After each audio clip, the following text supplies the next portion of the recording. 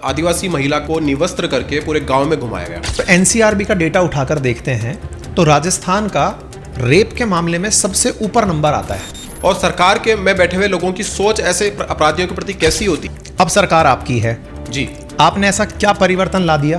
भगाए गए अपराधी थे वो भी राजस्थान में शरण लेकर बैठे थे क्योंकि हमने एंटी रोमियो स्क्वाड बनाया। अखबार की हेडलाइन थी कि लॉरेंस बिश्नोई जो कि जेल में बंद एक अपराधी है, वो जयपुर की सेंट्रल जेल से टीवी इंटरव्यू दिया था।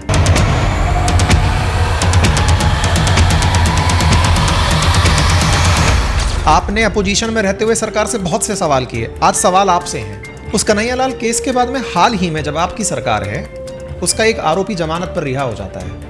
और राजस्थान जैसे राज्य में कन्हैयालाल को पुलिस सुरक्षा नहीं मिली कांग्रेस पार्टी के राज्य में। सरेआम उसका गला रेत दिया गया। एनकाउंटर कल्चर पर आपकी क्या राय है? तो उस पुलिस को मारने की कोशिश करे तो पुलिस कुछ तो करेगी। पुलिस के हाथ बांधकर आप अपराध रोक दो, ये तो संभव नहीं है। योगी जी की सरकार नहीं थी, अपराधी उससे पहले भी थे। उस समय एनकाउंटर की घटनाओं का जो आज दौर देखने को मिल रहा है, ऐसा नहीं मिलता था। सरेआम बेटियां उठा ली जाती थी, सरेआम बस लूट ली जाती थी, सरेआम दिन दहाड़े कत्लेआम हो जाते थे बीच सड़क। आज वो दृश्य नहीं देखने को मिल रहे ना। तो लोकसभा चुनावों में उत्तर प्रदेश के अंदर बीजेपी की इतनी शिकस्त क्यों? चुनाव तो हम ही जीते ना। चुनाव तो 240 सीटें भारतीय जनता पार्टी की आई। दूसरी तो कोई पार्टी देश में ऐसी हुई नहीं जिसकी 100 सीटें भी आई हो। तो कह रहे हैं कि ये जीत कर भी हारी हुई फीलिंग ले रहे हैं। देश में एक इकोसिस्टम है, किसी बात को कहीं भी कैसे भी घुमा देता है। आपके इस बयान को बहुत सारे अपोजिशन के लोग मोदी भक्ति कहते हैं। अरे भाई, ये तो उस फलाने नेता का दलाल है। अरे भाई, ये तो सोनिया गांधी का चमचा है। राम मंदिर उत्तर प्रदेश को मिला, देश को मिला, पूरे देश का गौरव बना। और खुदाई करता है तो भगवान की टूटी फूटी मूर्तियां, उनके मंदिर के अवशेष ये निकलकर बाहर आते हैं।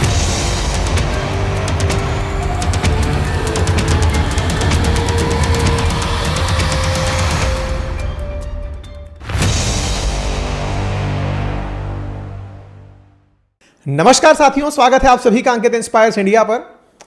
इस बार के जब लोकसभा चुनाव हुए तो बहुत ज्यादा जिक्र हुआ कि सोशल मीडिया ने इस बार के चुनावों को प्रभावित किया है। आज से पहले यह माना जाता था कि मीडिया लोकतंत्र का चौथा पिलर होता है। ऐसे में सोशल मीडिया का इंप्रेशन लोकसभा चुनावों में तो देखा ही गया, लेकिन मैं आज आपको एक ऐसे व्यक्तित्व से मिलाने जा रहा हूं जिन्होंने विधानसभा चुनावों में राजस्थान में सोशल मीडिया में भी एक स्पष्ट प्लेटफॉर्म जिसका नाम ट्विटर है, उससे इतनी सुर्खी बटोरी कि नेशनल मीडिया में एनी टाइम उनके ट्वीट डिस्कस हुआ करते थे। मिलियंस में जिनके ट्वीट्स की रीच हुआ करती थी, बहुत सारे सरकारी प्रयास उनके ट्वीट के बाद हुआ करते थे। ऐसे ही एक व्यक्तित्व से आज मिलने जा रहे हैं जिनसे हम ये जानेंगे कि क्या ये स्थापित तरीका हो चुका है कि सोशल मीडिया से गवर्नेंस प्रभावित होती है या सोशल मीडिया का उपयोग सकारात्मक तरीके से किया जा सकता है। अगर हाँ, तो आज उनकी लाइफ की जर्नी जानेंगे और समझेंगे कि सरकार में आज उनका दखल किस तरह से है। चलिए स्वागत करते हैं, हमारे साथ लक्ष्मीकांत भारद्वाज जी हैं जो राजस्थान के अंदर बीजेपी के राज्य प्रवक्ता हैं। स्वागत है सर आपका। थैंक यू जी। सर, आपके ट्वीट्स ने विधानसभा चुनावों में जिस तरह का इंप्रेशन डाला, एक दिन में असर डाला ये कहना तो असर अतिशोक्ति का होगा, लेकिन एक लंबे समय से आप जब खुद विपक्ष में थे तो अपने ट्वीट से नेशनल मीडिया में सुर्खी बने हुए थे। आपकी जर्नी, ट्विटर की आपकी जर्नी, कैसे आप इस चीज़ को देखते हैं और आज कितना इसको यथार्थ मानते हैं कि जिस तरह से मीडिया लोकतंत्र का चौथा पिलर हुआ करता था, अब सोशल मीडिया भी कहीं ना कहीं मीडिया के साथ साथ अपनी जगह बनाता जा रहा है? निश्चित रूप से अंकित जी, ये बात ठीक है कि आज का जो सोशल मीडिया है वो जन जन तक पहुंच चुका। और ये मानकर चलिए कि जो इशू दबा दिए जाते हैं कहीं पर, अगर उसको सोशल मीडिया के माध्यम से उठाया जाए तो उसमें ज़रूर न्याय मिलने की गुंजाइश रहती है। और मैं इस बात का प्रत्यक्ष उदाहरण हूं जिसने पिछले 5 साल कांग्रेस पार्टी के शासन के दौरान इसका बेहतरीन तरीके से उपयोग किया और जिसके लिए हमारे जो प्रदेश के खासतौर पर राजस्थान के ऐसे सैकड़ों घटनाएं ऐसी होंगी जिनको दबाने की कोशिश सरकारी स्तर पर हुई और जिसमें काफ़ी सारे लोग जो होते हैं उन्होंने प्रयास भी किए, लेकिन सोशल मीडिया की एक ताकत थी जिस पे हमने उन चीज़ों को उठाया और उसका सपोर्ट सब लोगों के द्वारा मिला और हमने वो करके दिखाया जिसके लिए सरकार करने को राजी नहीं थी। मैं आपको कई सारी ऐसे घटनाएं गिना सकता हूं जिसको सरकार ने प्राइमा फेसी दबाने की कोशिश की और सरकार का सहयोग बाकी चीज़ों ने भी किया, लेकिन क्योंकि हमारे पास लोगों ने वो चीज़ें भेजी और हमने सोशल मीडिया के माध्यम से लोगों को दी और इसी कारण वो इतना फैली कि सरकार को मजबूर होना पड़ा उन घटनाओं पर संज्ञान लेने के लिए और उसके ऊपर कार्रवाई करने के लिए। कोई ऐसी पहली घटना जब आप ट्विटर पर आए, और ट्विटर पर आए तो आपने उसका ट्वीट किया और उसका नेशनल इंपैक्ट बना, राष्ट्र का मुद्दा बना, सबसे पहली बार कब आपको पता चला? देखिए, सबसे पहली बार तो मैं एकदम से मुझे याद नहीं आ रहा कि कौन सी घटना इतना सुर्खी बटोरी, लेकिन बहुत सारी ऐसी घटनाएं थी जिनको हमने सोशल मीडिया के ऊपर उठाया। जैसे और वो राजस्थान के वो मुद्दे जो राष्ट्रीय मुद्दे बने, बहुत सारे, जैसे आपको ध्यान होगा हमारे विधानसभा चुनाव के तुरंत पहले एक धरियाबाद हमारे यहाँ एक ट्राइबल एरिया है, इस गाँव, उसके गाँव में वहाँ पे एक आदिवासी महिला को निवस्त्र करके पूरे गाँव में घुमाया गया। 2 दिन हो गए उस घटना को घटित हुए, लेकिन ना कोई प्रशासन पहुंचा, ना कोई सरकारी अमला पहुंचा, ना कोई एफआईआर दर्ज हुई। लेकिन हमारे पास, क्योंकि एक हम लोग लगातार उस चीज़ को उठा रहे थे, इसलिए एक पूरा नेटवर्क पूरे प्रदेश में तैयार हो गया। और पूरे प्रदेश में जो नेटवर्क तैयार हुआ तो उसका असर ये हुआ कि पूरे प्रदेश में कहीं भी कोई घटना घटित होती थी तो लोग सीधा मुझे मेरे फ़ोन पे भेजते थे या किसी न किसी और व्यक्ति के थ्रू मेरे पास पहुँच जाता था। तो वो घटना मेरे पास आई, उसका एक वीडियो वायरल हो रहा था जो मेरे पास आया, और मेरे पास आया, उसमें मैंने ये सब देखा, बड़ा विभत्स सा दृश्य उसके अंदर दिखा। तो आप सोच कर देखिए कि ऐसी घटना हो गई, 2 दिन हो गए, ना कोई एफआईआर है, ना कोई चर्चा है। हमने उसको ब्लर करके सोशल मीडिया ट्विटर के ऊपर डाला, और हमारे डालने के साथ ही हमने एसपी को फ़ोन करके बताया कि आपके इलाके में इस तरह की घटना हुई। तब तक उनको भी नहीं पता था। और जब वो हमने सोशल मीडिया पे डाला, ट्विटर पे डाला, तो वो नेशनल मीडिया में 15-20 मिनट में ही उठ गई। और आप उसका असर देखिए कि सुबह होते होते जो मुख्यमंत्री धृतराष्ट्र बनकर जयपुर में नींद ले रहे थे, दूसरे दिन सुबह 11 बजे धरियावाद पहुंच गए उस पीड़िता के हालचाल जानने के लिए। तो ये ताकत है, और ऐसी सैकड़ों घटनाएं हम लोगों ने उठाई और एक के बाद एक राजस्थान के लोगों को न्याय देने का काम किया। बहुत सारी घटनाएं। सर, जैसे आपने जिस घटना का जिक्र किया वो महिलाओं के साथ हुई, बहुत ही संवेदनशील मुद्दा है जिसको आपने छू लिया। सर, जब एनसीआरबी का डेटा उठाकर देखते हैं तो राजस्थान का रेप के मामले में सबसे ऊपर नंबर आता है। देखिए, इसमें सरकार की नीयत का सवाल है। सरकार में बैठे लोग इस तरह के अपराधियों के साथ किस तरह डील करते हैं, और सरकार के में बैठे हुए लोगों की सोच ऐसे अपराधियों के प्रति कैसी होती है, वो उसका बड़ा इम्पैक्ट है। मैं पिछली सरकार के समय, आप जिसका उदाहरण दे रहे हैं, ये रिकॉर्ड पिछली सरकार के समय के हैं। और पिछली सरकार में राजस्थान लगातार 5 साल तक न केवल महिला अत्याचार में बल्कि रेप के मामले में भी देश में नंबर 1 पर बना हुआ था। राजस्थान जैसा प्रदेश, सोचिए, जो मीरा का प्रदेश है, पन्ना का प्रदेश है, पद्मिनी का प्रदेश है, वो प्रदेश राजस्थान पूरे देश में 1 नंबर पर रेप कैपिटल के रूप में विख्यात हो चुका था। और सरकार का एटीट्यूड क्या था? मुख्यमंत्री कहते थे कि 56% रेप के मामले झूठे होते हैं। जो सरकार के सबसे चहेते मंत्री थे मुख्यमंत्री के, वो विधानसभा के फ्लोर पर कहते थे कि राजस्थान रेप के मामले में देश में नंबर 1 पर इसलिए है क्योंकि ये मर्दों का प्रदेश है। राजस्थान के माथे पर कलंक लगाने का जितना काम कांग्रेस पार्टी की पिछली सरकार ने किया है, ना अतीत में और ना भविष्य में मुझे नहीं लगता कि कोई सरकार ऐसा कलंक लगा पाएगी जिस सरकार ने इतने कलंक राजस्थान के माथे पर लगाए। आप सोचिए, एक मंत्री जो राजस्थान का गृह मंत्री रहा है, जो राजस्थान की तत्कालीन सरकार में फिर मंत्री था और मुख्यमंत्री का सबसे करीबी मंत्री, वो विधानसभा के फ्लोर पर कहता है कि राजस्थान रेप के मामले में देश में नंबर 1 पर इसलिए है क्योंकि ये मर्दों का प्रदेश है। अरे, राजस्थान मर्दों का प्रदेश है महाराणा प्रताप के कारण, महाराजा सूरजमल के कारण, यहां के योद्धाओं के कारण। आज भी जो हमारे माटी के लाल देश की सीमाओं की रक्षा के लिए डटे हुए हैं, देश की सीमाओं के लिए रक्षा के लिए शहादत देते हैं, उनके कारण मर्दों का प्रदेश है। तुम्हारे जैसे दुष्कर्मी लोगों को सपोर्ट करने वाले लोगों की वजह से नहीं है।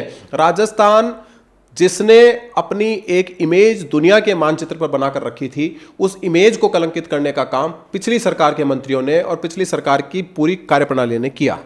हमारे राज्य में एक ऐसे व्यक्ति को मुख्यमंत्री का दर्जा दे दिया गया जिन्होंने आज तक कोई भी मंत्री का दायित्व नहीं निभाया, विधायक का दायित्व नहीं निभाया। क्या आपको नहीं लगता कि उनकी राजनीतिक सूझबूझ राज्य के विकास के लिए नुकसानदायक होगी? ऐसे तो अतीत में बहुत उदाहरण हैं। राजीव गांधी कौन से मंत्री थे?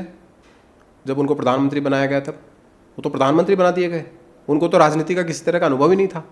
भजनलाल शर्मा जी तो पिछले 40 वर्षों से मंत्री तो नहीं बने, बाकी तो पूरे राजस्थान में घूम घूम तक, जैसे उन्होंने जैसलमेर से लेकर जयपुर तक, भरतपुर से लेकर गंगानगर तक, एक एक गांव शहर में लोगों से मिलजुल कर पार्टी के संगठन को खड़ा करने में योगदान दिया है।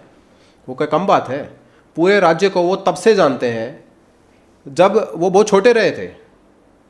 तो आज उनको मुख्यमंत्री की जिम्मेवारी मिली है, तो उनके काम के अंदर आज वो सब चीज़ें दिखती हैं। वो जहाँ से आए सरपंच रहे हैं, राजस्थान की राजनीति में जो सबसे छोटी इकाई है उस जगह से आकर राजस्थान के मुख्यमंत्री जैसी जगह पर बैठ गए और आज वो अपनी योग्यता से जो आशीर्वाद उनको प्रधानमंत्री जी की तरफ से, भारतीय जनता पार्टी के राष्ट्रीय नेतृत्व की तरफ से मिला, और उसको उन्होंने साबित किया पिछले 10 महीने में। जो राजस्थान के लोगों के लिए काम किए उन्होंने पिछले 10 महीने में, वो ये जो बड़े बड़े नेता यहाँ बैठे थे 15-15 साल से मुख्यमंत्री थे, उन्होंने क्या किया और 10 महीने में उन्होंने क्या किया, उसका अंतर देख लीजिए। किसी व्यक्ति कौन कब क्या रहा उससे आकलन नहीं होगा। आकलन इससे होगा कि जब वो कुर्सी पर बैठा, जब जो दूसरा व्यक्ति बैठा था उसने क्या किया और उन्होंने क्या किया। 10 महीने में जो काम उन्होंने किए हैं उससे उनकी तुलना, उनके काम की, उनकी तुलना, उनके व्यक्तित्व की तुलना होनी चाहिए। देखिए मुख्यमंत्री बेहद, मैं बीच में एक लाइन जोड़ता हूं, राजनीतिक गलियारों में एक बहुत चर्चा होती है, मुख्यमंत्री जी तो केवल सम्मान ही कराते रह गए 6 महीने तक। देखिए मैं आपको बताता हूं, सम्मान तो जब इस कुर्सी पर आप बैठते हो तो जनता आपको बिठाती है, और जब आप घर से निकलोगे तो जनता आपको सम्मान देती है, उसको कोई इनकार कर नहीं सकता। पिछले वाले जो मुख्यमंत्री जी हैं, मैं बार बार कर घूम फिर कर उसी जगह पर आता हूँ। जब कोविड आया था तो वो 1.5-2 साल अपने घर से ही नहीं निकले, तो उनका सम्मान करने के लिए कोई घर में तो घुसेगा नहीं। जब घर से बाहर जाओगे, पब्लिक की सुध लोगे, जनता के काम करोगे, तो सम्मान भी होगा। मुख्यमंत्री भजनलाल शर्मा ने 10 महीने में राजस्थान के लिए ऐसे काम किए हैं जो 15 साल मुख्यमंत्री रहते हुए अशोक गहलोत नहीं कर पाए। 45,000 करोड़ रुपए की ERCP परियोजना लटका के रखा हुआ था अशोक गहलोत जी ने। केवल सरकार बनने के 1.5 महीने के भीतर भीतर मध्य प्रदेश और केंद्र सरकार के साथ उसका MOU करके आज वो धरातल पे उतरने लग गई। आज उसके लिए जमीन अधिग्रहण की जा रही है। आपको कुछ वर्षों में राजस्थान के 13 पहले वाले जिले, 21 नए वाले जिले, जिनके लोगों की प्यास बुझाने के लिए और वहाँ सिंचाई के लिए पानी पहुँचाने का काम 45,000 करोड़ रुपए की लागत से ERCP के माध्यम से किया जाएगा। भजनलाल शर्मा जी ने करके दिया। शेखावाटी के जो 3 जिले हैं, सीकर, चूरू, झुंझुनू, पीने का पानी की समस्या, मैं वहाँ का रहने वाला हूँ। कांग्रेस पार्टी झुंझुना पकड़ाती थी चुनाव के समय, यमुना का पानी लेकर आएंगे, यमुना का पानी लेकर आएंगे, कुछ नहीं किया। सरकार बनने के साथ भी वहाँ यमुना का पानी लाने के लिए हरियाणा के साथ समझौता करके MOU किया। पेपर लीक के खिलाफ SIT बनाई, संगठित अपराध के खिलाफ SIT बनाई, 450 रुपये में 73 लाख परिवारों को गैस सिलेंडर देने का काम किया। किस तरह हमारे जो पेट्रोल और डीजल के भाव कम किए। ऐसी पहली सरकार है ये जिसने सरकार बनने के 10 महीने में जनता के ऊपर कोई टैक्स ही नहीं लगाया। पेट्रोल डीजल के दाम आज तक बढ़ते ही आए हैं, पहली बार कम किए, और आज पूरे प्रदेश में एक रूप पेट्रोल। आप गंगानगर जाओगे, आप जयपुर आओगे, पेट्रोल एक दाम पे मिलेगा। पहले जयपुर और गंगानगर में 6 रुपये का डिफरेंस होता था पेट्रोल डीजल में। ये करने का काम भजनलाल शर्मा जी की सरकार ने किया है। पहले साल में अब तक 1.25 लाख से ज़्यादा नौकरियां, जिस तरीके से चिकित्सा का बजट और एक पूरा वातावरण प्रदेश में जिस तरह खड़ा किया है। पेपर लीक के खिलाफ SIT का मैंने आपको जिक्र किया, बड़ा अभियान है। जिस तरह मेवात इलाके में साइबर ठगों के खिलाफ कार्रवाई हुई, गो तस्करों के खिलाफ कार्रवाई हुई, उसको पूरे प्रदेश ने देखा है। ये वो मुख्यमंत्री है जो 10 महीने में कर रहे हैं। एक वो मुख्यमंत्री है जो 15 साल जिक्र ही नहीं होता। आप कांग्रेस पार्टी का कोई भी नेता जब आपके साथ बैठे तो आप उससे पूछेगा कि जब 5 साल आपकी सरकार थी पिछली, तब 100 करोड़ रुपए का 3 प्रोजेक्ट बताइए। 100 करोड़ रुपए का, 8 करोड़ की आबादी का प्रदेश है, 100 करोड़ रुपए के 3 प्रोजेक्ट बताइए जिसकी शुरुआत अशोक गहलोत जी ने की और अपने कार्यकाल में खत्म कर दिया। अगर 3 बता दे तो मैं राजनीति छोड़ दूंगा। तो जो मुख्यमंत्री आज काम करना चाहता है, एक संजीदा व्यक्ति है, सज्जन व्यक्ति है, शालीन है, जो जनता से जुड़कर रहना चाहता है, जनता जिसमें अपना सा व्यक्तित्व देखती है, उस व्यक्ति को आप बार बार लांछित करते हैं बेवजह, बेतुके तरीके से। जनता इसका जवाब देगी। अब सरकार आपकी है जी, आपने ऐसा क्या परिवर्तन ला दिया? देखिए, ये अपराध जो मैं आपको बता रहा हूं, ये अपराध राजस्थान में पूरी तरह जड़ें जमा चुके थे। और ना केवल राजस्थान में फैले हुए अपराधी, बल्कि दूसरे प्रदेशों से जो भगाए गए अपराधी थे वो भी राजस्थान में शरण लेकर बैठे थे, क्योंकि सरकार कोई कार्रवाई इनके ऊपर करने को तैयार ही नहीं थी। राजस्थान में जैसे ही सरकार बदली, हमने एंटी रोमियो स्क्वाड बनाया और पूरे प्रदेश के थानों में महिला डेस्क पहली आदेश के साथ वहां पर लगाकर बिठा दिया। दूसरे दिन जैसे ही सरकार 15 दिसंबर को मुख्यमंत्री भजनलाल शर्मा जी ने शपथ ली, ठीक दूसरे दिन 16 दिसंबर को मुख्यमंत्री ने प्रेस कॉन्फ्रेंस करके एक SIT गठित की, जो संगठित अपराध के खिलाफ SIT राजस्थान में बनी। और जितने अपराधी थे जिनमें रेप के साथ जुड़े हुए अपराधी भी थे, दूसरे तरीके के अपराधी भी थे। उन सब अपराधियों के खिलाफ एक सघन अभियान चलाकर संगठित अपराध को कुचलने का और दूसरे तरह के अपराध को कुचलने का अभियान चला। और आपको जानकर आश्चर्य होगा कि 1000 से ज्यादा अपराधी जो कि इनामी अपराधी हैं राजस्थान में, आज वो जेल की सलाखों के पीछे केवल 9 महीने में। ये एक इच्छा शक्ति सरकार की होती है। जेल से एक बहुत बड़ा प्रश्न हाल ही में सुर्खी में बना। परसों या 3 दिन पहले अखबार की हेडलाइन थी कि लॉरेंस बिश्नोई, जो कि जेल में बंद एक अपराधी है, वो जयपुर की सेंट्रल जेल से टीवी इंटरव्यू दिया था। क्या किया आपकी सरकार ने? मैं आपको एक जानकारी ऐसी देता हूं उसकी कि जयपुर की सेंट्रल जेल से करे, जोधपुर की से करे, दिल्ली की सी करे या कहीं और से करे, सिस्टम में लूपहोल कहीं भी हो सकती है। सवाल सरकार की नीयत का है कि आप इस तरह के क्रिमिनल के साथ सरकार के स्तर पर किस तरह का ट्रीट करते हो। और अगर किसी ने इस तरह का अपराध किया है तो जो अपराध में शामिल लोग सिस्टम के हैं, के खिलाफ सरकार ने किस तरह का एक्शन लिया है, सरकार उससे दिखती है। अपराध कहीं भी घटित हो जाए और उसके बाद सरकार कार्रवाई क्या करे, वो सरकार की नीयत को बताता है। तो राजस्थान में जब से सरकार बदली है, सरकार ने बदलने के बाद जिस तरह के अपराधियों के खिलाफ एक्शन किए हैं, वो सरकार की नीयत को स्पष्ट बताता है। मैं आपको बताऊं कि जो अपराधी राजस्थान में बड़े बड़े नाम लेकर घूमते थे और जिनके नाम पर उगाही चला करती थी लोगों से, वो आज अपने पैरों पर नहीं चल पा रहे हैं। ये जो स्थिति सरकार ने बनाई है वो केवल इसलिए क्योंकि सरकार की नीयत साफ है और सरकार चाहती है कि राजस्थान अपराध मुक्त हो। एक बात बताइए, इसी सरकार के कार्यकाल में राजस्थान के पूर्वी राजस्थान में आतंकवादी कैंप लगाए बैठे थे। ये कैसी सूचना में कमी थी, फेलियर इंटेलिजेंस का था? सरकार बदली और सरकार भारतीय जनता पार्टी की बनी, तब ये लोग पकड़ में आए। ये कब से कैंप लगा के बैठे थे, कब से एक्टिविटी चला रहे थे, ये तो इन्वेस्टिगेशन हो रहा है। लेकिन सरकार भारतीय जनता पार्टी की थी, इसलिए पकड़ लिए गए। अगर सरकार पहले वाली होती तो इनके ऊपर कोई हाथ धरने को तैयार नहीं था। 200 इंसिडेंट ऐसे जब लोग इस तरह की एक्टिविटी में शामिल थे, जो लोग इस तरह का अपराध करते थे, लेकिन सरकार क्योंकि दूसरी तरीके की थी, ऐसे लोगों को संरक्षण देने वाली की थी, इसलिए उनके ऊपर कोई सख्त कार्रवाई हुई नहीं। क्योंकि भजनलाल शर्मा जी की सरकार है और 0 टॉलरेंस है अपराधियों के खिलाफ, इसलिए सरकार ऐसे लोगों को तोड़ भी रही है, ऐसे लोगों को पकड़ भी रही है और ऐसे लोगों को जहां इनको जाना चाहिए वहां भेज भी रही है। एक बात बताइए, हाल ही में चूंकि चर्चा ही अपराध से शुरू हुई है, तो इसी से बहुत सारे मुद्दे, क्योंकि राजस्थान हो या पूरा देश, जिनके कारण सुर्खियों में रहा, वो अपराध से रिलेटेड कई बहुत मुद्दे रहे। राजस्थान के अंदर साइबर क्राइम, में एक एक करके सब चीज़ों पर आऊँगा, क्योंकि साइबर क्राइम राजस्थान के अंदर एक चर्चा का विषय बना, पूरे देश में चर्चा का विषय बना। कन्हैया लाल का मुद्दा रहा, जयपुर बम ब्लास्ट का मुद्दा रहा। मैं एक एक करके सब चीज़ों पर आऊँगा, क्योंकि अब सरकार आपकी है। आपने अपोजिशन में रहते हुए सरकार से बहुत से सवाल किए, आज सवाल आपसे हैं। पहला सवाल जहां से मैं लेकर शुरू करना चाहूंगा, एक जमाना था जब पूर्वी राजस्थान गो तस्करी के लिए जाना जाता था। आपने क्या किया जब सरकार में आप आ गए? देखिए, अभी वहां पर जो पूर्वी राजस्थान है और खासतौर पर जो मेवात का इलाका है, वहां जो अभी एक्शन चल रहा है गो तस्करों के खिलाफ और साइबर अपराधियों के खिलाफ, वो सबके संज्ञान में है। आपको ध्यान होगा अंकित जी कि जब सरकार दूसरी थी, तभी जो मेवात का इलाका है, इसमें पुलिस कभी घुस नहीं पाती थी, क्योंकि पुलिस के खिलाफ वहां पर संगठित होकर जिस तरह पत्थर बरसाए जाते थे, गोलियां चलाई जाती थी, हमला किया जाता था, तो पुलिस के ऊपर हमला करके लोग सुरक्षित रहते थे उस पूरे इलाके में, क्योंकि सरकार उनके संरक्षित थी। आज आपने ठीक जिक्र किया साइबर अपराध का। राजस्थान कांग्रेस पार्टी के शासन में साइबर अपराध के मामले में भी देश में नंबर 1 पर था, और देश में जितनी साइबर अपराध की घटनाएं घटित होती थी, उसकी आधे से ज्यादा घटनाओं का कनेक्शन राजस्थान में होता था। राजस्थान के भी मेवात इलाके से होता था। कांग्रेस पार्टी की सरकार इसलिए कार्रवाई नहीं करती थी क्योंकि मेवात में एक समुदाय विशेष के लोग रहते हैं और इस तरह का अपराध करने में उनकी बड़ी भूमिका है। इसलिए कांग्रेस पार्टी और कांग्रेस पार्टी के नेतागण, खासतौर पर उस इलाके से एक मंत्री आती थी जाहिदा खान, ऐसे अपराधियों को बचाने के लिए आगे बढ़कर हमेशा खड़ी रहती थी। आज क्या हो रहा है? आज जैसे ही भजनलाल शर्मा जी की सरकार वहां पर बनी है और साइबर ठगों के खिलाफ जिस तरह वहां पर कार्रवाई हो रही है, जो एफआईआर 100 एफआईआर अगर हम मान ले दर्ज होती थी, तो वो एफआईआर 10 पर आ गई है। राजस्थान से जो मेवात इलाका है, उसका कनेक्शन जो निकलता है पूरे देश में जो इस तरह का अपराध होता है, उससे 10 पर आ गया है।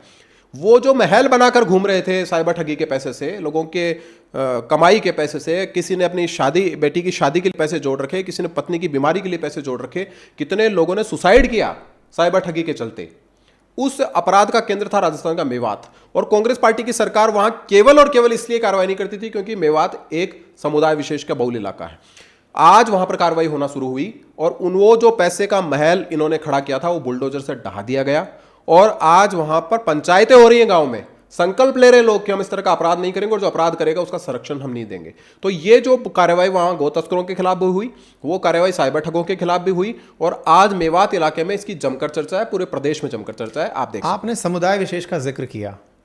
राजस्थान पिछले कुछ सालों में एक बहुत ही गंभीर सामुदायिक कहिए या सांप्रदायिक घटना के कारण जिक्र में रहा, कन्हैयालाल केस की मैं जिक्र कर रहा हूँ। उस कन्हैयालाल केस के बाद में हाल ही में जब आपकी सरकार है, उसका एक आरोपी जमानत पर रिहा हो जाता है। सरकार ने पैरवी ढंग से नहीं की या चार्जशीट में कोई कमी रह गई? देखिए, ये बहुत सेंसिटिव मामला था और पूरे देश ने नहीं बल्कि पूरी दुनिया को हिलाकर रखने वाला मामला था। मैं इसकी थोड़ी पृष्ठभूमि जाने के बाद आपके सवाल का जवाब दूंगा। एक व्यक्ति कन्हैयालाल, सामान्य व्यक्ति, अपनी टेलर की दुकान उदयपुर में चलाता था। उसको धमकी दी गई आतंकवादियों की तरफ से।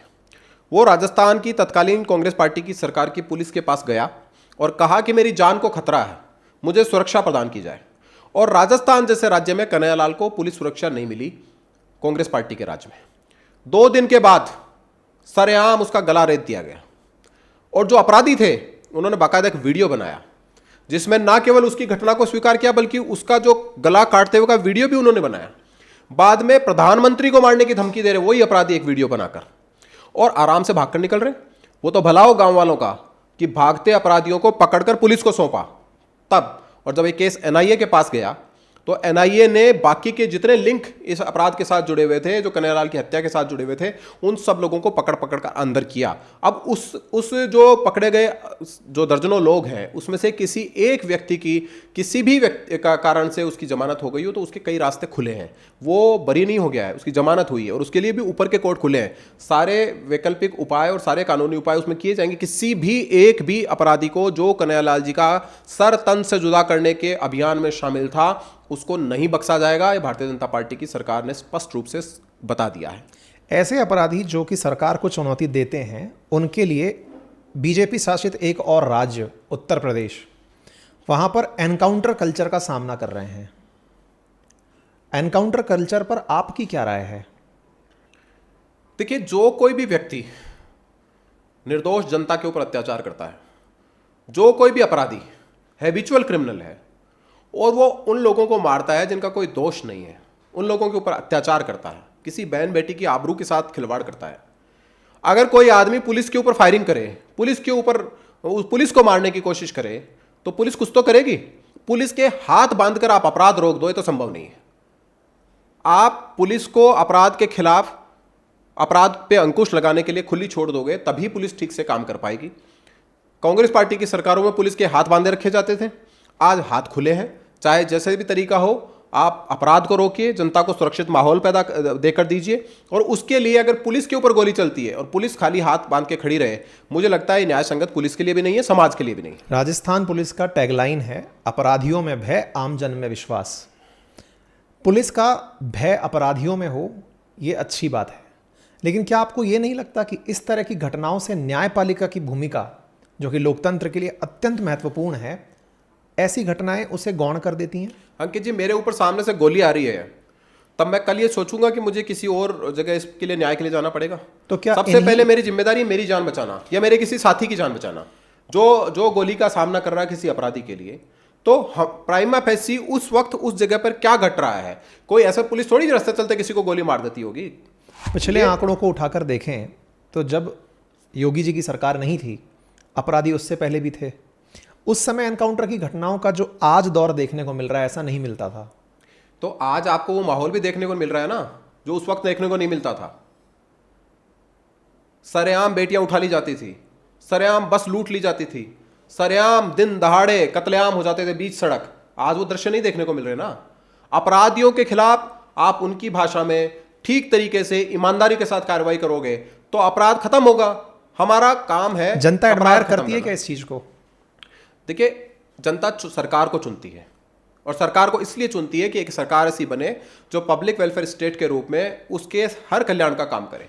तो उसमें सबसे पहली जिम्मेवारी है कि वहां एक सुरक्षित माहौल देना, कि कोई बेटी रात को 12 बजे स्कूटी से एक गांव से दूसरे गांव अकेली जा रही है तो उसके माँ बाप के मन में डर ना हो। ये सरकार की जिम्मेदारी है। अपराध सरकार अगर उसके लिए काम कर रही है और उसमें अगर अपराधी बाधा बन रहे हैं और कोई अपराधी ऐसे रोकने वाले पुलिसकर्मियों, सुरक्षाकर्मियों के खिलाफ कोई भी फायरिंग करता है, कोई भी घटना को कारित करता है, तो उनकी जिम्मेदारी बनती है उसको जवाब देना, और वो देनी चाहिए। टेक्निकली आप कहना चाह रहे हैं कि अपराधियों को आप लोगों ने ठिकाने लगा दिया, डरा दिया, जेल भेज दिया, जो भी तरीके में भाषा यूज़ की जाए, जनता को इससे लाभ हुआ। अगर जनता को इससे लाभ हुआ तो लोकसभा चुनावों में उत्तर प्रदेश के अंदर बीजेपी की इतनी शिकस्त क्यों? देखिए, बीजेपी की सरकार वहाँ 2017 से है और 2017 के बाद वहाँ पर 2 चुनाव और भी आ चुके हैं। वो सरकार तो ठीक पहले दिन से उसी तरीके से काम कर रही है। 2019 में वहाँ लोकसभा का चुनाव था तो बहुत बेहतरीन प्रदर्शन हुआ था। 2022 में वहाँ विधानसभा का चुनाव था तो बहुत बेहतरीन तरीके से प्रदर्शन हुआ। अब अगर किसी भी कारण से वहाँ सीटें कम आई हैं तो उसमें केवल इस चीज़ को जिम्मेदार ठहरा देना या इस चीज़ को ये कह देना कि इसकी वजह से वोट ना मिला हो, चलो दूसरा, मुझे लगता है कि इसमें इसके साथ न्याय संगत नहीं है। वहाँ की जो भारतीय जनता पार्टी की यूनिट, वहाँ मुख्यमंत्री, प्रशासन और दिल्ली में जो हमारा केंद्रीय नेतृत्व है उसने जरूर इस बात का विश्लेषण किया होगा कि वहाँ सीटें कम क्यों आई हैं, और निश्चित रूप से जब भी कभी आगे चुनाव आएगा तो उसमें सुधार कर लिया जाएगा। ठीक है, अपराधियों को सरकार ने जो न्याय देना था वो दिया। अब बड़ा सवाल ये कि उत्तर प्रदेश में राम मंदिर पूरे देश के लिए एक मुद्दा था और बीजेपी के लिए मैनिफेस्टो के अंदर हुआ होने वाला मुद्दा था। राम मंदिर उत्तर प्रदेश को मिला, देश को मिला, पूरे देश का गौरव बना। उसके बावजूद उत्तर प्रदेश में वही जगह जहां पर राम मंदिर बना वहां शिकस्त। देखिए अंकित, मैं इसको मुद्दा नहीं मानता। इसको मुद्दा कहना मुझे लगता है कि इस पूरे अभियान और इसके लिए बरसों तक जिन्होंने शहादत दी उनका अपमान है। मैं, आप या हमारी पहले की 7, 8, 10 पीढ़ियाँ, कितने लोग ऐसे होंगे जो पीढ़ियाँ की पीढ़ियाँ 500 सालों तक इस बात का आंखों में सपना लेकर चली गई कि जहाँ पर मेरे आराध्य भगवान श्री राम प्रकट हुए, जहाँ पर उनका जन्म हुआ, वहाँ के मंदिर को एक आतताई, एक आतंकवादी ने तोड़ दिया और वहाँ मस्जिद बना दी, वहाँ एक ढांचा खड़ा कर दिया। अब उस जगह पर मेरे प्रभु का मंदिर बने, इसको लेकर देश की कितनी सारी पीढ़ियां इस सपने को अपनी आंखों में लेकर चली गई। 500 साल के बाद इस देश में ईश्वर की कृपा से, प्रभु की कृपा से एक ऐसी सरकार बनी जिस सरकार ने इस तरह का माहौल बनाया और जो भी कानूनी रुकावटें इस बीच में थी उन सबको दूर करके न्यायालय से फैसला आया और न्यायालय से फैसला भगवान के भक्तों के पक्ष में आया और वहाँ भव्य राम मंदिर का निर्माण हुआ। ये केवल एक भक्तों की, एक भावनाओं की जीत थी, इसमें किसी तरीके का कोई मुद्दा नहीं। हमारे लिए बड़ी खुशी की बात है कि जो पीढ़ियां पहले निकल गई वो जो इस दृश्य को नहीं देख पाई वो हमने आपने देखा। ये हमारा सौभाग्य है और इसको मैं यहीं तक रखना चाहता हूं। इसमें किसी चुनाव को इसके साथ जोड़ना, किसी चुनाव में वोटों के लिए इसको जोड़ना नहीं पहले था ना आज है। ठीक है, ये बात आपने बिल्कुल सत्य कही कि राम मंदिर होना, हमारे पूर्वजों ने भी और हमारे घरों के संस्कार भी राम से ही शुरू होते हैं। एक बात बताइए, दुनिया में ऐसा उदाहरण बताओ, दुनिया में इतिहास में कभी ऐसा उदाहरण बताइए कि किसी भी धर्म के आराध्य प्रति, वैसे तो मूर्ति पूजा हमारे यहीं है मतलब ज़्यादातर, लेकिन फिर भी जहाँ भी इस तरह का है, पूरी दुनिया में कहीं किसी धर्म को मानने वाले लोगों के आराध्य, सबसे बड़े आराध्य, खुदाई होती है उस जगह पर जहाँ पर उनका माना गया कि यहाँ पर भगवान प्रकट हुए थे, और उस जगह पर आर्कियोलॉजी सर्वे ऑफ इंडिया खुदाई करता है और खुदाई करता है तो भगवान की टूटी फूटी मूर्तियाँ, उनके मंदिर के अवशेष ये निकल कर बाहर आते हैं। कौन इस देश में पैदा हुआ सनातनी या इस देश की धरती पर रहने वाला व्यक्ति इस बात से पीड़ित नहीं होगा कि आज से 500 साल पहले मेरे आराध्य के मंदिर को इस तरह तहस नहस किया गया और ज़मीन के नीचे गाड़ दिया गया। आज वहाँ 1977 में 76 में जब आर्कियोलॉजी सर्वे ऑफ इंडिया ने वहाँ पर खुदाई की थी और जब ये निकलने लगी थी तो कांग्रेस पार्टी की तब की सरकार ने वो खुदाई रुकवा दी थी सेकुलर लोगों के दबाव में। आज जब वहाँ पर खुदाई हुई, एविडेंस कलेक्ट किए गए और सरकार के पक्ष में फैसला आया, जनता के पक्ष में फैसला आया, आज वहाँ पर मंदिर बना, तो कौन ऐसा व्यक्ति खुश नहीं होगा जिसने वो दृश्य देखा होगा कि हमारे ईश्वर की मूर्तियाँ, उनके मंदिर के अवशेष जमीन में 500 साल तक गड़े पड़े थे और उसको निकल कर आज वहाँ भगवान का भव्य मंदिर तैयार हुआ है। तो इसको केवल एक छोटे चुनाव से जोड़कर देख देना मुझे लगता है कि ये अन्याय होगा। मैं इस बात को फिर कंटिन्यू करता हूं और कहता हूं कि हमारे देश के संस्कारों में और विशेष रूप से सनातनी परंपराओं में जहां जीवन की दिनचर्या की शुरुआत राम राम से होती है और जीवन लीला की समाप्ति राम नाम सत्य के साथ होती है, तो राम तो हमारे जीवन के प्रमुख अंश हैं और उनके लिए इस देश ने संघर्ष देखा। और तमाम उन लोगों ने जो कि राम के प्रति आस्था रखते हैं, जो अपनी पहचान राम से जोड़कर पाते हैं, निश्चित ही राम मंदिर उनके लिए बहुत गर्व का विषय है। और यही बात अगर इस तरह से फ्रेम कर दी जाए, जिस समय पूरे देश में 22 जनवरी को, जिस दिन रामलला की मूर्ति विराजमान थी, उनका दर्शन पूरे देश के लिए सुलभ हो रहा था इंटरनेट और मीडिया के माध्यम से, उस दौर को अगर एक देखते हैं तो ऐसा लगता है कि इस देश ने 2024 में दिवाली जो इस बार 1 नवंबर को आ रही है, उसे 22 जनवरी को ही मना लिया था। ट्रू जी।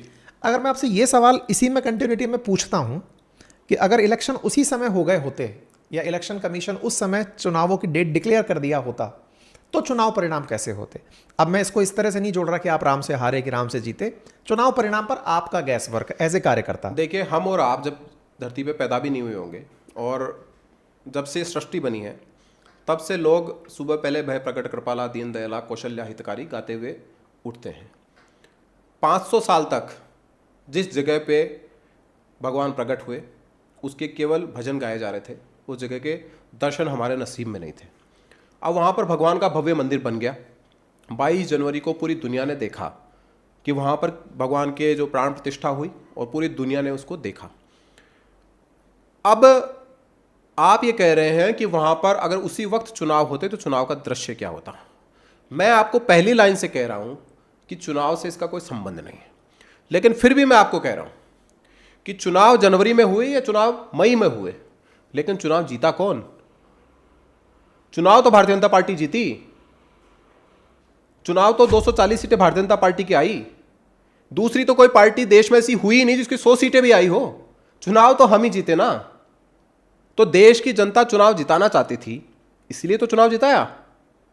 लेकिन ऐसा क्यों लगता है कि आपकी नीतियों को वर्तमान में जिस प्रकार से सरकार बहुत से मुद्दों पर यू टर्न ले रही है, लोग कह रहे हैं कि ये जीत कर भी हारी हुई फीलिंग ले रहे हैं? देखिए, इस देश में एक इकोसिस्टम है और वो इकोसिस्टम किसी बात को कहीं भी कैसे भी घुमा देता है, जिसका कोई तुक नहीं होता। और ये इकोसिस्टम हो सकता है इतिहास में अतीत में कभी चला हो, अब नहीं चलता। अगर ये इकोसिस्टम और इसमें बैठे हुए लोग चल रहे होते तो 240 सीटें भारतीय जनता पार्टी की आती क्या? या उसके पहले 303 सीटें आती क्या? या उसके पहले 282 सीट्स आती क्या? लगातार 3 चुनाव तक इस देश में 60 साल के बाद एक ऐसा व्यक्ति है जो लगातार तीसरी बार प्रधानमंत्री बना है। ये जो लोग इस तरह की बातें फैलाते हैं, उड़ाते हैं, नीचे गिराते हैं, उठाते हैं, इनसे कुछ नहीं होता। सरकारें देश की जनता बनाती है और देश की जनता इस बात को जानती है कि उनका कल्याण किस में है और उनका नेतृत्व किस व्यक्ति के हाथ में सुरक्षित है। इसलिए लगातार 3 चुनाव तक नरेंद्र मोदी इस देश के प्रधानमंत्री बने हैं। जवाहरलाल नेहरू जी के बाद उन्हीं को यह नसीब हुआ है और लगातार तीसरी बार कोई पार्टी लगातार सरकार में आई है। आप मुझसे पूछिए कि कांग्रेस पार्टी को 240 सीटें आज से पहले कब आई थी? कब आई थी? 1984 में। 40 साल हो गए, 40 साल, 4 दशक हो गए।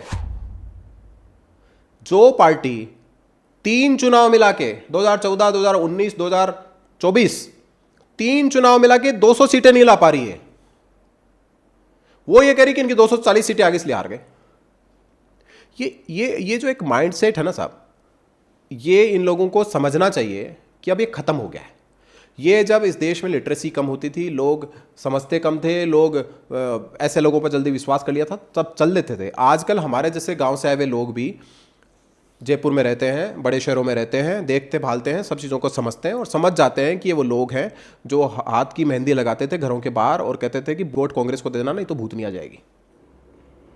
तो इनका जो ये आडंबर था ना, अब देश की जनता जानती है, इसलिए चल नहीं रहा है।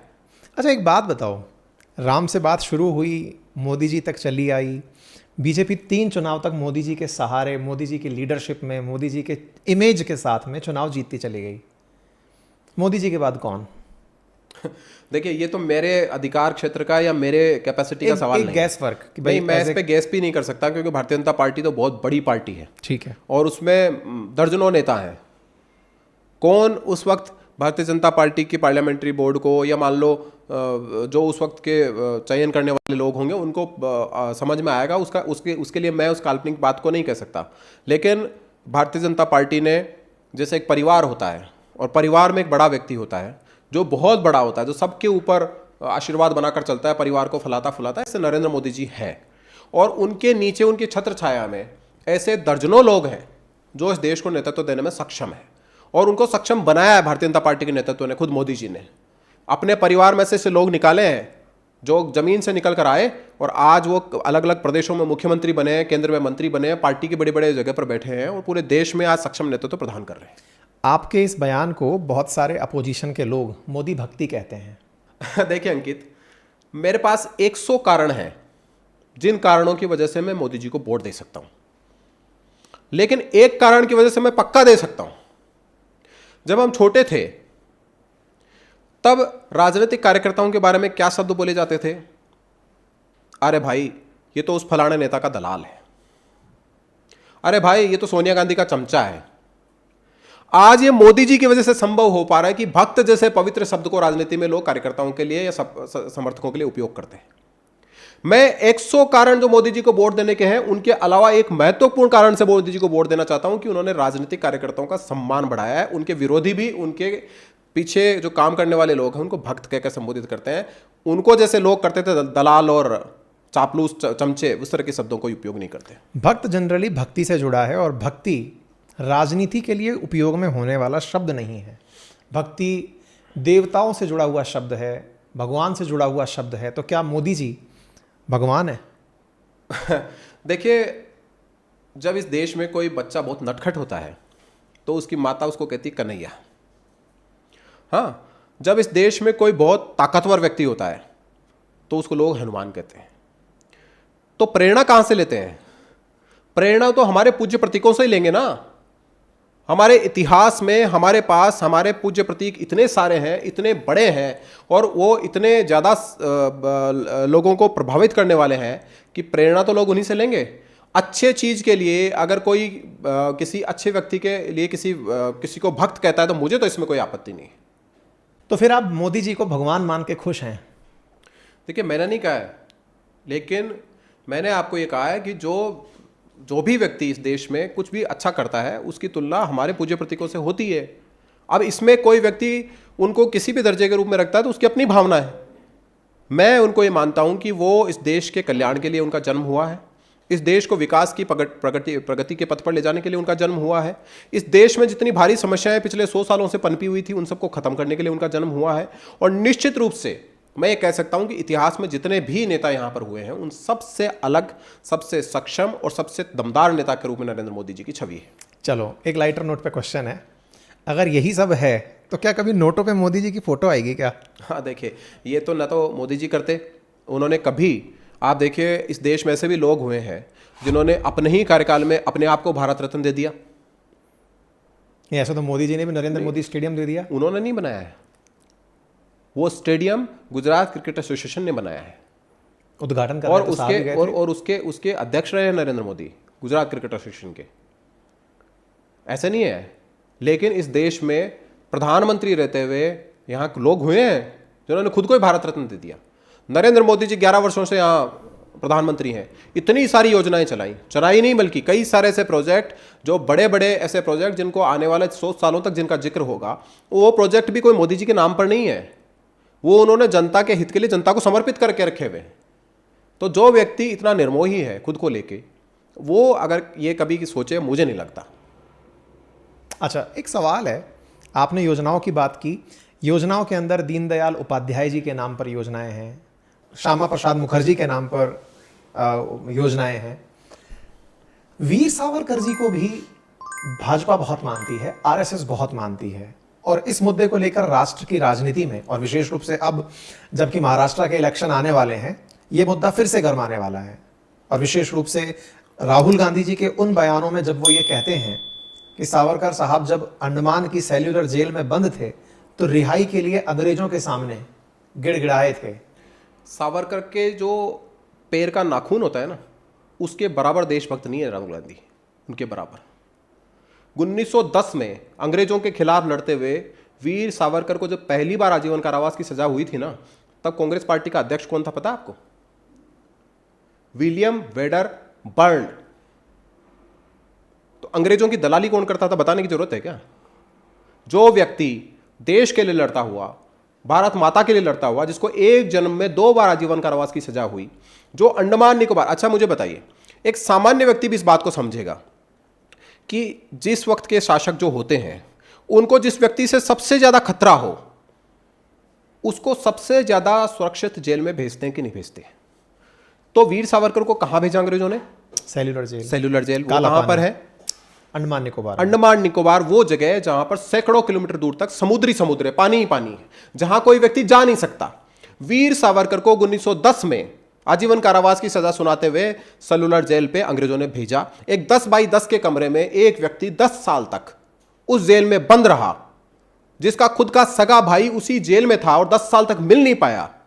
उस व्यक्ति को कोई नासमझ नेता इस तरह की बात बोले, ये क्या वो किसी स्वतंत्रता सेनानी परिवार से हो सकता है? वो व्यक्ति जिसके पूरा का पूरा परिवार न्योछावर हो गया इस देश की जमीन पर, उसके बारे में ऐसे शब्द बोले, वो क्या स्वतंत्रता सेनानी परिवार से हो सकता है? क्या योगदान है इन लोगों का? आपको मैं लिख कर दे सकता हूं।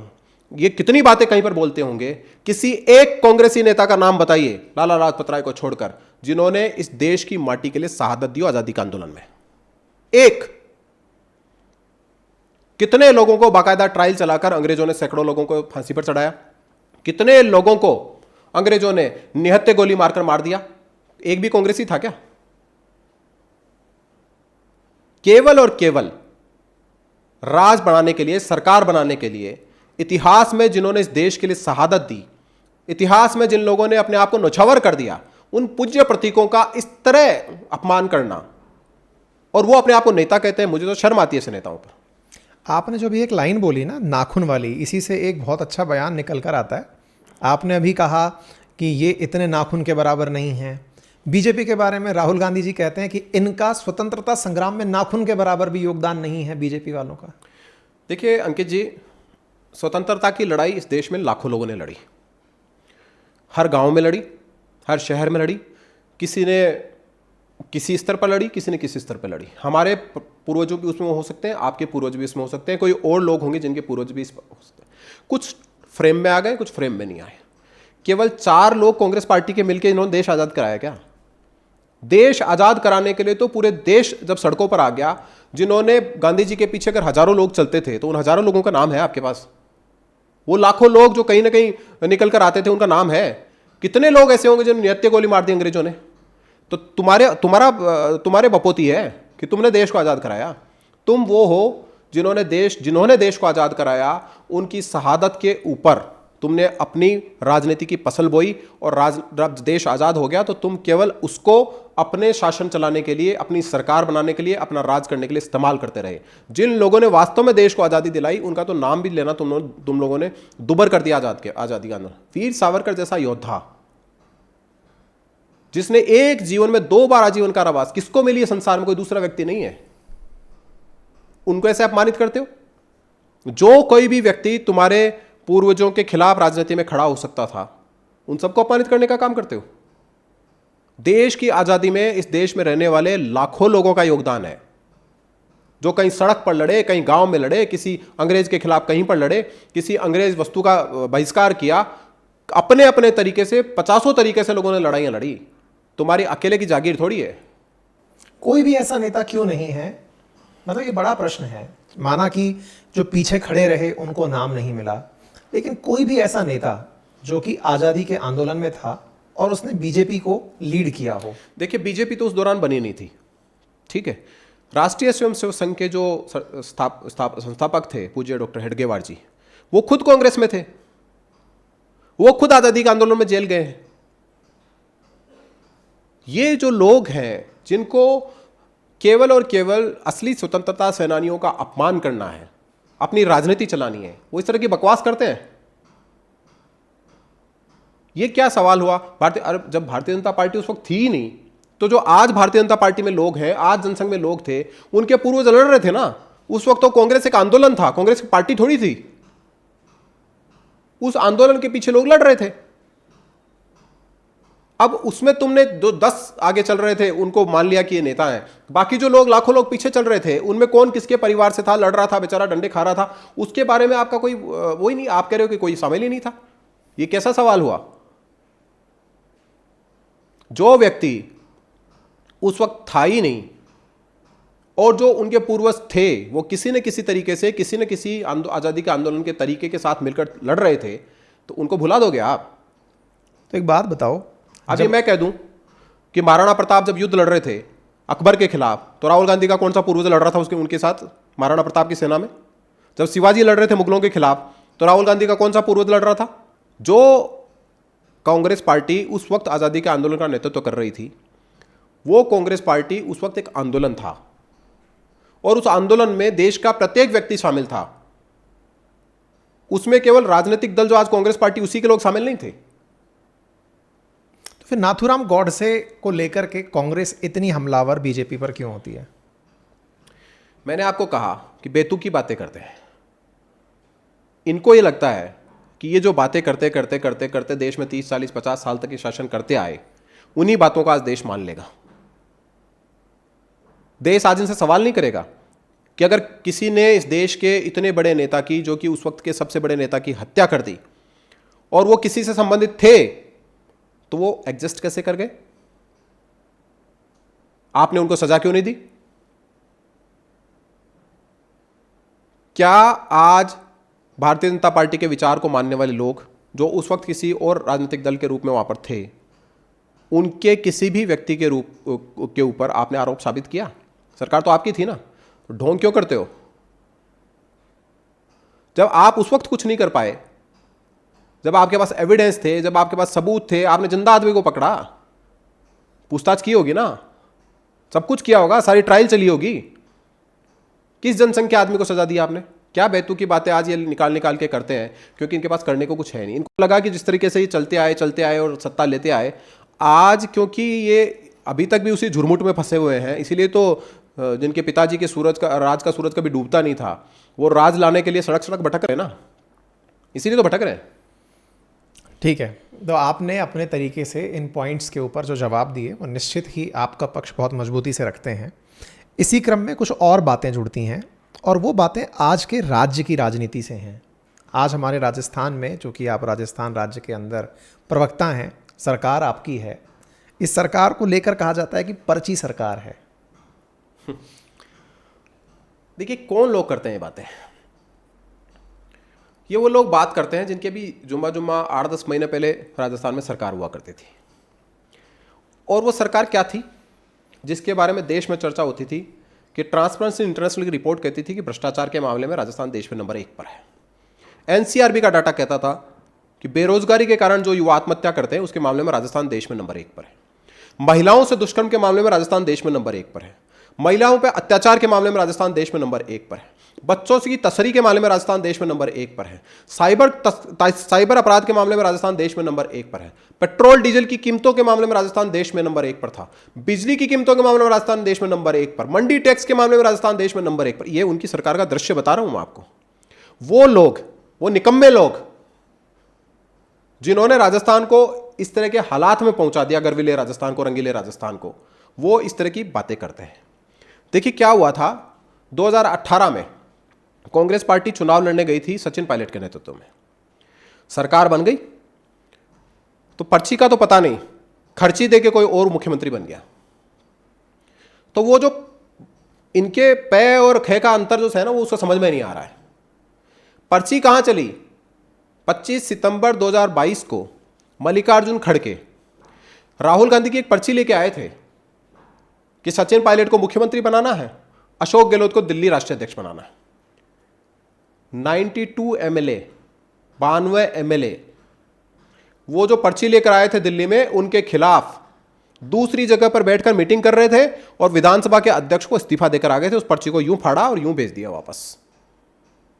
जो व्यक्ति एक पार्टी का राष्ट्रीय अध्यक्ष बनने वाला था, उसी ने बगावत कर दी। ये दृश्य किसी ने देखे? तो वो जो भड़ास अंदर तक घुसी पड़ी है ना, इनको भड़ास किस बात की? ये पेपर लीक करवाते थे, 19 पेपर लीक हुए, 70 लाख राजस्थान के युवाओं का भविष्य बर्बाद कर दिया। पूरी की पूरी सरकार उनकी इसमें शामिल थी। भजनलाल शर्मा जी इनकी आंखों में क्यों खटकते हैं? क्यों बार बार उनको टारगेट करते हैं? क्योंकि उन भजनलाल शर्मा जी ने सरकार में आते ही उन बच्चों को न्याय देना शुरू किया और 52 एफआईआर अब तक 9 महीने में दर्ज हो चुकी है। 173 ऐसे अपराधी जिन्होंने उनके राज में पेपर लीक किए, वो आज सलाखों के पीछे पहुंच गए। आप देखना, एक विडंबना देखना, एक कोइंसिडेंस आपको हमेशा ध्यान दे। जब भी कभी कोई बड़ा पेपर चोर पकड़ा जाता है तो डोटासरा जी उलूल जुलूल बयान दे देते हैं, कवर फायर करते हैं उस अपराधी को, कवर फायर देते हैं उसको, ताकि मीडिया की सुर्खियां उनका बयान बटोर ले, वो सुर्खी में ना आए। ये जो इस तरह की मानसिकता के लोग हैं, जिन्होंने पिछले 10 महीने में राजस्थान में जो इन खड्डे में डाल के गए थे, उससे बाहर निकालने का काम जो भजनलाल शर्मा जी ने किया है, ये उसको बढ़ना नहीं, उसको देखना नहीं चाहते, ये उनकी आंखों में सहन नहीं हो रहा है, इसलिए इस तरह की उलूल जुलूल बातें करते हैं। इनकी बातों में कोई दम नहीं है। इनकी बातों में दम होता तो ये सरकार में थे, सरकार वापस ले आते। ये ऐसे लोग हैं जो ठुमक ठुमक ठुमका तो लगा सकते हैं, कहीं जाके कुछ कर नहीं सकते। एक बात बताओ, पर्ची और खर्चे की बात हो रही है, मीडिया में इस बात का भी बहुत जिक्र था कि खर्चा तो आपने भी बहुत किया था सचिन पायलट जी को लाने के लिए।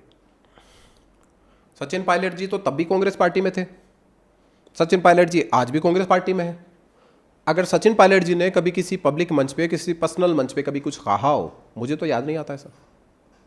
वो एक ही तो व्यक्ति है ना जो बताएंगे। जनरली ऐसा क्यों होता है कि आप लोगों के जो बयान होते हैं, जैसे अभी आपने डोटासरा जी का नाम लिया, ठुमुक ठुमुक का बयान दिया, पायलट साहब को लेकर के आप लोगों के बयान बड़े नर्म होते हैं, क्या अभी भी चांसेस हैं क्या? देखिए, एक मानवता भी कोई चीज होती है राजनीति से इतर, है ना। सचिन पायलट कांग्रेस पार्टी के सबसे प्रताड़ित व्यक्ति हैं, जिनको सबसे ज्यादा प्रताड़ना कांग्रेस पार्टी के राज के दौरान मिली है। वो व्यक्ति कांग्रेस को राज लेके आया 2018 में, उससे छीन लिया गया। उस व्यक्ति को उप मुख्यमंत्री रहते हुए बर्खास्त कर दिया गया, पार्टी अध्यक्ष रहते हुए बर्खास्त कर दिया गया। मुख्यमंत्री ने उस व्यक्ति के बारे में निकम्मा, नकारा, गद्दार जैसे शब्दों का प्रयोग किया। राजस्थान की राजनीति के शब्द नहीं है ये, उस व्यक्ति के लिए प्रयोग किए गए। और जिस व्यक्ति को की राजनीतिक हत्या करने के लिए अनेकों बार इनके राष्ट्रीय नेतृत्व से लेकर इनके प्रदेश नेतृत्व ने अनेकों बार अभियान चलाए, तो एक स्वाभाविक है कि हमारा उनसे राजनीतिक प्रतिद्वंदता हो सकती है। जब कभी चुनाव में जाएंगे या जब कभी चुनाव होंगे, तब निश्चित रूप से हम उनकी कमियां भी उजागर करेंगे, उनकी बातों को जनता के बीच में भी लेकर जाएंगे। लेकिन जो दिखती हुई बातें हैं, जो ब्लैक बोर्ड पे लिखी हुई हैं, वो तो स्पष्ट है ना। उनके ऊपर अत्याचार हुआ है। अब किसी भी राजस्थानी को बुरा लगता होगा, हमें भी लगता है। ओके, और डोटासरा जी से क्या है आपका? नहीं, मुझे कुछ मैं नहीं जब है। भी आपको देखता हूं, जब भी किसी मीडिया में, न्यूज़ में, ट्वीट्स में, आपके बयान उनको लेके बड़े तल्ख होते हैं। मैं ये मानता हूं कि गोविंद सिंह डोटासरा एक वैसे व्यक्ति हैं जिन्होंने राजस्थान की राजनीतिक संस्कृति को कलंकित किया है। जो भाषा का स्तर गिरा है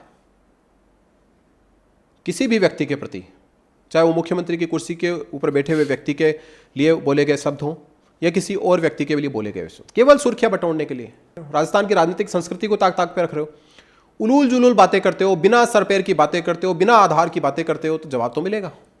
आपकी बातों में ना कोई तर्क है, ना कोई तथ्य है, और आपको जवाब भी नहीं मिलेगा, ये तो नहीं चलेगा। जब भी पेपर लीक्स की बात आती हैं, जब भी उस दौर में हुए भ्रष्टाचार की बातें आती हैं, तो निश्चित ही एक पर्टिकुलर सेगमेंट में चीज़ें घूमने लगती हैं, लेकिन कहीं ना कहीं केंद्र में आरपीएससी आ जाती है। आरपीएससी के 2 मेंबर पुलिस की गिरफ्त में हैं। आरपीएससी की साख इतने सारे सवालों के साथ में चल रही है, फिर भी आरपीएससी पेपर करा रही है। हाल ही में बीजेपी के कद्दावर नेता डॉक्टर किरोड़ी लाल मीणा जी ने आरपीएससी को भंग करने, आरपीएससी के द्वारा कराई गई उन परीक्षाओं को रद्द करने जैसी मांगे आपकी सरकार में होते हुए भी दोहराई हैं। देखिए, डॉक्टर किरोड़ी लाल मीणा हो या भारतीय जनता पार्टी के बाकी सारे नेता हो, कांग्रेस पार्टी की सरकार के समय जो ये इस तरह के घपले घोटाले हुए, पेपर लीक हुए, उनके खिलाफ लगातार सड़कों पर लड़ाई लड़ी। डॉक्टर किरोड़ी लाल मीणा जी ने भी लड़ी, बाकी नेताओं ने भी लड़ी। जो उस वक्त विधायक थे, उन्होंने सदन के अंदर इस बात को पुरजोर तरीके से उठाया, और भारतीय जनता पार्टी के नेताओं ने उठाया, खुद जो पीड़ित लोग थे उन्होंने उठाया। इसी कारण कई सारी परीक्षाओं तो उनके समय में ही उजागर हो गई, और कुछ अब जब भारतीय जनता पार्टी की सरकार बन गई तब पकड़ में आ रही है।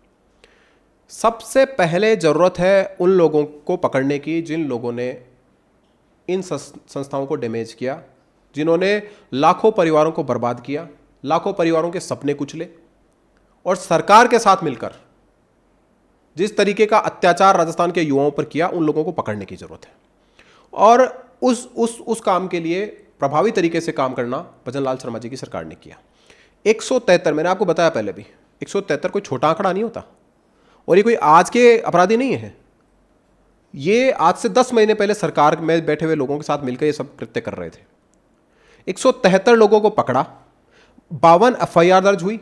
कई सारे लोग जो फरार थे उनको अलग अलग जगह से ढूंढ ढूंढ के पकड़ कर लाए। आज वो जेलों में बंद है। 10 महीने हो गए, कई सारी परीक्षाएं आयोजित हो गई, किसी का कोई पेपर लीक नहीं है, कोई होल्ला नहीं, आराम से परीक्षाएं हो रही। एक वातावरण दिया लोगों में। एक सरकार का काम क्या होता है? सरकार का काम है कि अगर कोई पिछली सरकार पूरी सरकार के सिस्टम को भ्रष्ट करप्ट करके चली गई हो, जनता में उस सरकार के प्रति, सरकारों के प्रति ही अविश्वास पैदा हो गया हो, राजनीति के प्रति अविश्वास पैदा हो गया हो, तो उसको बहाल करना नई सरकार और उसके अच्छे नेतृत्व का काम है। और वो ये सरकार कर रही है। केवल उन अपराधियों को ही नहीं पकड़ रही, बल्कि नई परीक्षाएं आयोजित करके उनमें पारदर्शी तरीके से किस तरीके से छात्रों को परीक्षा में बिठाया जा सकता है और उसको आयोजित किया जा सकता है, इस तरह का माहौल दे रही है। सबसे पहले काम है अपराधियों को पकड़ना, माहौल बनाना, और उसके बाद जो कुछ भी इस दौरान निकल कर आएगा उस पर सक्षम स्तर पर कार्रवाई होगी। इस पे कौन इंकार कर रहा है? परीक्षाएं रद्द होंगी जो पहले हो चुकी थी। मैंने कहा कि जो कुछ भी इंक्वायरी में निकल कर आएगा और सक्षम एजेंसियां और सरकार जो उसमें ठीक फैसला समझेगी वो लेगी, उसमें कोई बात नहीं है। रोजगार मिलेगा। रोजगार तो आप देखिए, पिछली कांग्रेस सरकार की हालत तो क्या थी, मेरे को बताने की जरूरत नहीं है। बेरोजगारी के मामले में राजस्थान देश में दूसरे नंबर पर था, बेरोजगारी के कारण आत्महत्या करने के मामले में देश में नंबर 1 पर था। लेकिन ये सरकार जब से आई, मुख्यमंत्री भजन लाल शर्मा जी ने सारे युवाओं से वादा किया कि पारदर्शी तरीके से परीक्षाएं होंगी, जो हकदार है उसको हक मिलेगा, और 1 लाख नौकरियां हम इस वर्ष देंगे। पूरे 5 सालों में हम 4 लाख नौकरियां देंगे। मुख्यमंत्री जी ने कहा, विधानसभा के फ्लोर पर भी कहा, पब्लिक प्लेटफॉर्म पर भी कहा। और आप देखिए कि 41,000 नौकरियां अब तक राजस्थान की सरकार दे चुकी है इन 8-10 महीने में। और अभी जब हम बात कर रहे हैं उसके ठीक 2-3 दिन पहले मंत्रिमंडल की जो बैठक हुई उसमें 60,000 चतुर्थ श्रेणी, 23,800 सफाई कर्मी और ड्राइवर, इनकी वैकेंसी लगभग 90,000 लोगों की वैकेंसी और निकाली गई है। कई सारी परीक्षाओं की वैकेंसियां और निकल रही है। मुख्यमंत्री ने कहा, युवाओं का आह्वान करते हुए कहा कि आप लोग परीक्षा की तैयारी कीजिए, हम खूब वैकेंसी निकालने जा रहे हैं। 1 लाख का वादा किया था, 1.25 लाख कर चुके हैं। तो निश्चित रूप से ना केवल सरकारी नौकरियां बल्कि जो और क्षेत्र हैं, जो निजी क्षेत्र हैं, उनमें भी सरकार माहौल बना रही है। और आप देखिए राजस्थान के मुख्यमंत्री देश देश में घूमकर, विदेशों में घूमकर, यहाँ पर इन्वेस्टमेंट कैसे आए, यहाँ पर इंडस्ट्री कैसे लगे, यहाँ पर निवेश कैसे हो, और उस निवेश के माध्यम से हमारे युवाओं को नौकरी कैसे मिले, राजस्थान की तरक्की कैसे, उसके लिए रात दिन लगे हुए हैं। जब इन्वेस्टमेंट आएगा, दिसंबर में समिट होगी राजस्थान, राइजिंग राजस्थान दिसंबर में होने वाला है, और उसके माध्यम से जो इन्वेस्टमेंट देश भर से आएगा, दुनिया भर से आएगा, उसमें कितनी सारी इंडस्ट्री लगेंगी, कितने सारा उपक्रम यहाँ पे खड़े होंगे, और उनके माध्यम से भी कितने सारे लोगों को रोजगार मिलेगा। सरकार की बाकी सारी योजनाएं भी हैं जो युवाओं को नौकरी के अलावा भी रोजगार देने के लिए प्रोत्साहित कर रही हैं। आपने बहुत अच्छे से अपने पक्ष को, जो कि आप सरकार के साथ हैं वर्तमान में, तो आपने सरकारी पक्ष को भी बहुत अच्छे से डिफेंड किया। जब कोई व्यक्ति इस तरह से वार्ता करता है तो स्पेक्टेटर्स में बैठी जनता या दर्शक बनी हुई जनता कई बार मन में ये विचार करती है कि इनका इतिहास क्या था, यानी इनका बचपन कैसा था जो आज इस तरह से तेज तर्रार बातें कर रहे हैं। देखिए, बचपन तो सबका जैसा होता है वैसा ही हमारा है। हम तो बिल्कुल गांव के लोग हैं, बिल्कुल छोटे से गांव। घर में कोई राजनीति में था पहले? नहीं, घर में तो मेरे ताऊ जी गांव की राजनीति करते थे, उसके अलावा कोई बड़े स्तर पर राजनीति में नहीं था। लेकिन हाँ, हम शेखावटी के लोग हैं और शेखावटी के लोगों के खून में राजनीति होती है। मतलब अपने गांव का नाम बताएं ताकि लोग उससे मेरा कनेक्ट करें। गांव है सीकर जिले में है, निमेड़ा, खंडेला के पास में गांव है। और मैं जन्मा तो कलकत्ता, मेरे पिताजी वहाँ रहते थे, लेकिन हम बहुत छोटी उम्र में गांव आ गए थे और वहाँ रहे। और जो गांव आपको संस्कार देता है, जो गांव आपको ताकत देता है, जिस गांव की मिट्टी में आप पले बड़े होकर एक ताकत लेकर चलते हो, जीवन भर आपके काम आती है। मुझे मेरे बचपन से, मेरे गांव से इस तरह का वातावरण मिला, इस तरह अपने परिवार का, अपने पड़ोसियों का, अपने गांव के लोगों का वातावरण मिला। मैंने वो सारे काम किए जो गांव का एक बच्चा जो गांव में रहते हुए करता है, खेती किसानी से लेकर जो कुछ भी होता है सब कुछ किए हैं। और इसलिए मेरे अंदर वो गांव जिंदा है, इसलिए मेरे अंदर आज भी खुददारी जिंदा है। और मैं अपनी बात को आज भी उसी ताकत से रखता हूँ जिस बात को उस वक्त रखता था। उस दिन भी रखेंगे जिस दिन आप राज्य के मुख्यमंत्री बनेंगे? हाँ, देखिए मैं तो ऐसे कल्पनाओं के संसार में बहुत नहीं जीता, लेकिन फिर भी जब कभी जिस तरह की जिम्मेदारी भी आती है, मैं पूरी कोशिश करता हूँ कि मेरी वजह से जहाँ पर मैं जन्मा, जहाँ पर मैं पला बड़ा, उस गांव का नाम खराब ना हो, मेरे आसपास रहने वाले लोगों का नाम खराब ना हो, और मैं उस काम को पूरी ईमानदारी के साथ करता हूँ। और इसीलिए आप कभी भी देखिए कि जो काम मुझे मिलता है, मैं कम से कम अपने अंदर मुझे संतुष्टि रहती है कि मैंने अपना काम पूरा ईमानदारी से। अक्सर जो पॉलिटिकल लोग हमारे साथ इंटरव्यू में होते हैं, उनसे हम कुछ काल्पनिक क्वेश्चंस पूछते हैं। काल्पनिक से मतलब जो अभी नहीं है, भविष्य के गर्भ में है। आपसे भी एक ऐसा ही सवाल, यदि आप राज्य के मुख्यमंत्री हों तो अपनी 3 प्राथमिकताएं। देखिए, राजस्थान ड्राई स्टेट है ना, पानी की कमी है बहुत सारी जगह पे, लेकिन पानी आ भी सकता है। तो सबसे ज़्यादा जो ज़रूरत है लोगों में, हमारा राजस्थान के कई सारे इलाकों से लोगों ने पलायन किया पानी नहीं होने की वजह से। तो मैं सबसे पहला काम, अगर कभी मुझे किसी भी तरीके का कोई अवसर मिले, मेरे मन में कल्पना है कि मैं पानी को लेकर बहुत काम करना चाहता हूँ। राजस्थान के हर हिस्से में पानी पहुँचे, सिंचाई का पानी पहुँचे, जिससे पलायन भी रुके, लोगों में संपन्नता भी आए। ये काम मैं करना चाहता हूँ। दूसरा, राजस्थान हमारा एक इमेज वाला स्टेट है, मतलब जिसकी एक प्रतिष्ठा है, देश में ही नहीं बल्कि दुनिया में भी जाओगे तो लोग राजस्थान को बड़े गर्वीले राजस्थान के रूप में याद करते हैं। मैं चाहता हूं कि उसकी इमेज बनी रहे। उसके ऊपर जो धब्बे लगते हैं अपराध के माध्यम से, जो ये कन्हैयालाल जी का गला काटने जैसी घटनाएं से, और कई सारी ऐसी घटनाएं जो हमारी बेटियों के साथ होती आई हैं, ऐसी घटनाओं की वजह से जो धब्बे लगे वो ना लगें कभी भी किसी भी राज्य में। तो मैं सोचता हूँ कि जब कभी मुझे कोई अवसर मिले तो मैं इसके ऊपर प्रभावी कार्रवाई करूँ। तीसरी मेरी ये कोशिश है कि जो किसान हैं, उन किसानों को कम से कम ईमानदारी के साथ जो उनका हक है, जो वो अच्छे तरीके से ईमानदारी के साथ करना चाहते हैं, उनके साथ सरकार खड़ी हो। ये मेरी प्राथमिकता है। बाकी तो कल्पनाएं बहुत सारी हैं, कभी वो तो जीवन पे उतरेगी। तो अब आपको 1 लाइनर आंसर देना है और 1 पॉइंट पर टिके रहना है। आपको ऑप्शंस दिए जाएंगे। आपके सामने बीजेपी के 3 नेता, आपकी पसंद बतानी है, और ऐसे नहीं करना है कि थोड़ा सा इसका, थोड़ा सा इसका, थोड़ा सा इसका। टिपिकल क्वेश्चन है। अटल बिहारी वाजपेयी जी, लाल कृष्ण आडवाणी जी और नरेंद्र मोदी जी। देखिए, मैं इसका एक लाइन में जवाब नहीं दे सकता। इसलिए नहीं दे सकता कि तीनों विराट व्यक्तित्व हैं जी, और तीनों अपने आप में महान आत्माएं, मतलब जो जिनके बारे में किसी की तुलना आपस में नहीं हो सकती। ये अपने अपने समय के सब योद्धा हैं। इसलिए इनमें से किसी एक को सेलेक्ट करके मैं किसी 2 के बारे में अलग धारणा नहीं बना सकता। आपके सामने विकल्प दिया जाए, ये 3 हैं, इनमें से एक के साथ काम करने का अवसर मिलेगा, किसे प्रेफर करेंगे? देखिए, मैं तो आज के दौर में हूँ तो मुझे लगता है कि मैं मोदी जी के साथ ही करूँगा, क्योंकि उनकी जो स्पीड है, पहले जो हमारे नेता रहे हैं, दोनों पूज्य नेता, वो जब राजनीति करते थे मैं बहुत छोटा था, और वो उनका अपना एक लंबा इतिहास है, शानदार इतिहास है। तो हो सकता है कि मैं उनके साथ अपने आप को कनेक्ट ना कर पाऊँ, क्योंकि उनकी अपने अलग तरीके की वो होगी। लेकिन मोदी जी जिस तरह की राजनीति करते हैं, मैं हूँ चाहे दूसरे युवा नेता लोग हैं, वो उनकी राजनीति से प्रभावित हैं और उनके साथ जुड़ना चाहेंगे। केंद्र की राजनीति में कुछ नेता, किन के साथ आप काम करना भविष्य में पसंद करेंगे? डॉक्टर जयशंकर साहब, नितिन गडकरी जी, राजनाथ सिंह जी, अनुराग ठाकुर जी। देखिए, मैं ये मानता हूँ कि इनका तीनों का अलग अलग वो है। नितिन गडकरी जी को अगर आप देखें तो उनका बड़ा ज़बरदस्त विजन है। उन्होंने पूरे देश में जिस तरह सड़कों का जाल बिछाया है, कोई कल्पना भी नहीं कर सकता था कि भारत में ऐसी सड़कें कभी हो सकती हैं। उनका अलग तरीके का। राजनाथ सिंह जी बहुत पुराने बड़े डैशिंग से लीडर हैं। वो तो जब बोलते हैं तभी लोगों को लगता है कि नेता बोल रहा है। जयशंकर साहब जब से विदेश मंत्री बने तब से उन्होंने अपनी छाप छोड़ी है। पर्दे के पीछे रहकर जो उन्होंने भारत की ताकत बढ़ाने का काम किया है, वो निश्चित रूप से हर किसी को प्रभावित करता है। अनुराग ठाकुर जी के साथ तो मैंने काम किया है, जब वो युवा मोर्चा में थे तब उनके साथ मैंने काम किया है। वो ज़बरदस्त नेता हैं।